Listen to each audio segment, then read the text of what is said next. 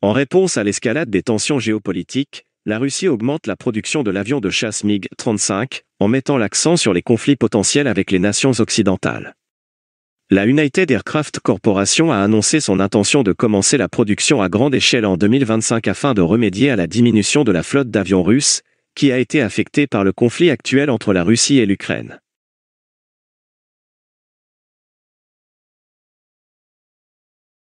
Le développement du MiG-35 est fortement influencé par divers facteurs stratégiques, notamment le conflit en cours en Ukraine et la nécessité perçue de contrer les avions occidentaux tels que le F-16 et le F-35. L'importance accordée par la Russie au MiG-35 peut être interprétée comme une réaction à l'intention de l'Ukraine d'incorporer des avions de combat F-16 dans sa flotte. Le MiG-35 est destiné à concurrencer les chasseurs multirôles modernes, et ses capacités pourraient rivaliser, voire dépasser, celles des anciennes variantes de F-16 actuellement fournies à l'Ukraine. Selon les analystes, les capacités avancées du MiG-35, notamment sa maniabilité et son potentiel de combat accru, en font une alternative viable au F-16 dans les combats aériens. La stratégie de la Russie peut également impliquer le développement de chasseurs plus rentables, tels que le MiG-35, qui peuvent surpasser les capacités de l'OTAN, en particulier le F-35, en plus de répondre à des menaces spécifiques. Le MiG-35 est classé comme un chasseur de « génération 4++, avec l'objectif d'offrir des capacités sophistiquées à un coût réduit par rapport aux chasseurs de 5e génération tels que le F-35. Cette méthode permet à la Russie de conserver un avantage concurrentiel en déployant potentiellement un plus grand nombre de MiG-35 contre les avions de l'OTAN. Il est donc raisonnable de s'interroger sur la nécessité de développer le MiG-35 alors que la Russie dispose déjà du redoutable Su-35. Le MiG-35 est principalement destiné à servir de chasseur multirôle, capable de mener des missions de combat aérien et d'attaque au sol. Il privilégie l'autonomie opérationnelle et l'adaptabilité, ce qui lui permet d'exécuter un large éventail de missions à partir de bases de première ligne situées à proximité des zones de conflit. Le Su-35 est principalement un chasseur de supériorité aérienne, dont l'objectif est de dominer le ciel face aux avions et aux cibles terrestres de l'ennemi. Il est conçu pour les patrouilles à long rayon d'action et les missions de frappe en profondeur, ce qui le rend approprié pour les opérations prolongées qui se déroulent en dehors de la base. Bien que les deux appareils possèdent des technologies et des capacités avancées, leur philosophie de conception est révélatrice d'objectifs opérationnels distincts. Le MiG-35 est conçu pour s'adapter à une variété de rôles de combat situés plus près des lignes de front, tandis que le Su-35 est optimisé pour la supériorité aérienne avec des capacités opérationnelles étendues. Comment le MiG-35 peut-il contrer le F-35 ? Comme nous l'avons mentionné, le MiG-35 est principalement destiné à fonctionner comme un chasseur multirôle, en mettant l'accent sur l'adaptabilité dans une variété de scénarios de combat, tels que les missions RR et les missions d'attaque au sol. Il est équipé d'une avionique et de systèmes d'armes sophistiqués, dont le radar ZUKAE à balayage électronique actif, AESA, qui lui permet de détecter et d'engager simultanément plusieurs cibles. Grâce à cette capacité, le MiG-35 est en mesure de conserver une bonne connaissance de la situation dans des environnements de combat complexes. D'autre part, le F-35 est conçu pour exploiter la technologie de la furtivité, qui offre un avantage substantiel en termes d'évasion de la détection et d'engagement des forces adverses au-delà de la portée visuelle. Néanmoins, l'accent mis sur la furtivité s'accompagne d'une réduction de la manœuvrabilité par rapport aux chasseurs de supériorité aérienne conventionnels. La conception du F-35 met l'accent sur des capacités de guerre électronique avancées et une faible section transversale radar, ce qui lui permet de pénétrer efficacement les défenses hostiles. La manœuvrabilité supérieure du MiG-35 résulte de ses capacités de vectorisation de la poussée et de sa cellule plus légère, qui lui permettent d'exécuter des manœuvres aériennes avancées qui surpassent celles du F-35 dans les scénarios de combat aérien. Son efficacité dans les engagements à courte portée est encore renforcée par sa conception, qui permet des taux de virage élevés et des charges G soutenues. Bien que le F-35 soit capable de manœuvres impressionnantes pour un avion multirôle, il ne peut rivaliser avec l'agilité des chasseurs de supériorité aérienne tels que le MiG-35.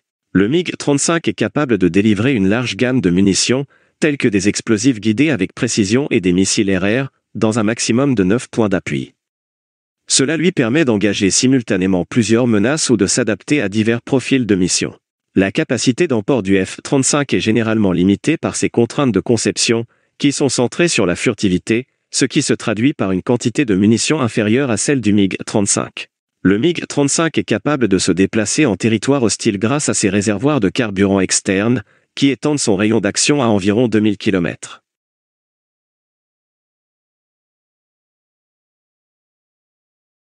Sa flexibilité opérationnelle est encore améliorée par son rendement énergétique élevé, qui complète son rayon d'action. Les priorités de conception du F-35 ont entraîné une réduction de son rayon d'action, mais il compense par des capacités de ravitaillement avancées. L'efficacité au combat du MiG-35 est améliorée par l'intégration de plusieurs technologies de nouvelle génération. Le radar actif à balayage électronique UKE est capable de suivre plusieurs cibles aériennes et de faire preuve d'une grande conscience de la situation, tout en résistant aux contre-mesures électroniques. Cette capacité lui permet d'engager des adversaires cachés plus efficacement que les modèles précédents. Doté d'un système de vectorisation de la poussée pour une meilleure maniabilité, le MiG-35 est capable d'atteindre une vitesse de Mach 2,25 et est équipé de 2 moteurs RD-33 MK.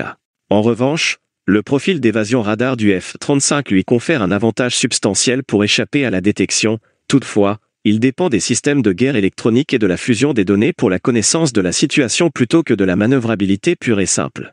Le développement du MiG-35 revêt une importance stratégique au moment où l'Ukraine se prépare à incorporer des F-16 dans sa flotte, ce qui pourrait contrer la puissance aérienne russe. Il ne s'agit pas seulement d'une réponse aux avions occidentaux, mais il reflète également la stratégie militaire plus large de la Russie, qui consiste à maintenir la parité avec les forces de l'OTAN grâce à des plateformes rentables mais performantes.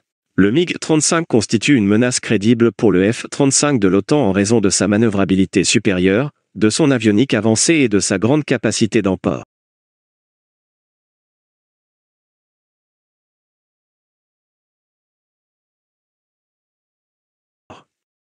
La souplesse opérationnelle du MiG-35 et ses capacités de combat aérien pourraient s'avérer avantageuses dans des environnements contestés, malgré la supériorité du F-35 en matière de furtivité et de capacité multirôle.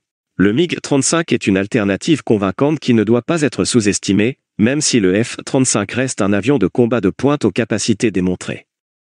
Le MiG-35 est conçu pour fonctionner efficacement dans divers scénarios de combat, tels que la reconnaissance aérienne et l'appui aux forces terrestres, et il peut transporter un maximum d'environ 8 missiles.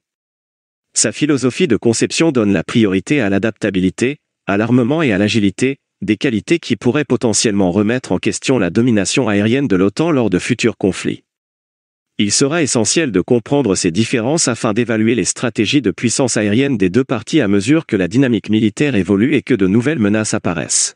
À l'avenir, le MiG-35 devrait rester en service pendant plusieurs décennies, les projections suggérant que les dernières unités produites pourraient continuer à fonctionner jusqu'en 2078.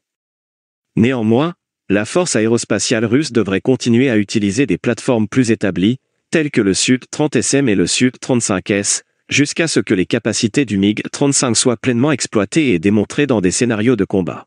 Maintenant, pensez-vous que la Russie a commis une erreur en n'introduisant pas le MiG-35 plus tôt? Dites-le nous dans les commentaires. Merci d'aimer et de partager nos vidéos et de vous abonner à notre chaîne. Merci également d'adhérer à notre chaîne pour nous encourager.